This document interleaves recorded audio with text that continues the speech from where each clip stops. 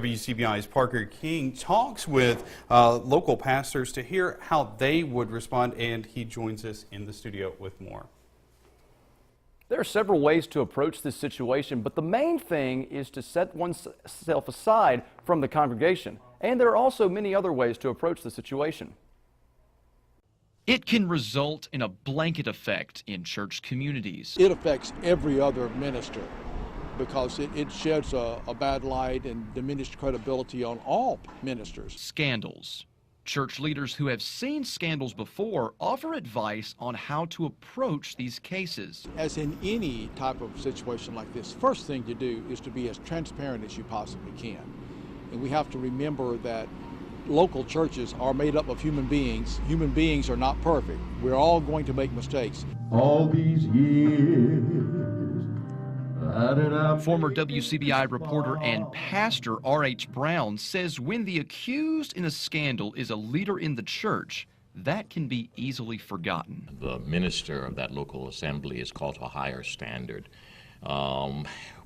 They may fall into unrighteousness and sexual impurities and what have you, but that particular minister is called to a higher standard. It's just much more glaringly obvious than it might be if you or I or someone else on the street might have done that. These clergymen say a connection is lost with the congregation and isn't easily won back during or after questionable actions. There is a measure of trust that's violated when a minister commits an immoral act such as that. The trust is not there anymore. Pastor Danny Avery says while scandals are unfortunate, instead of pointing fingers and blaming, congregations should do what the Bible calls them to do. My first thing would be to say, we need to pray for this person.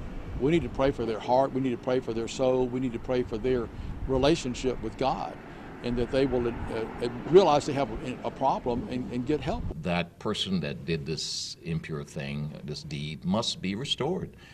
Like David, Peter, and even Paul.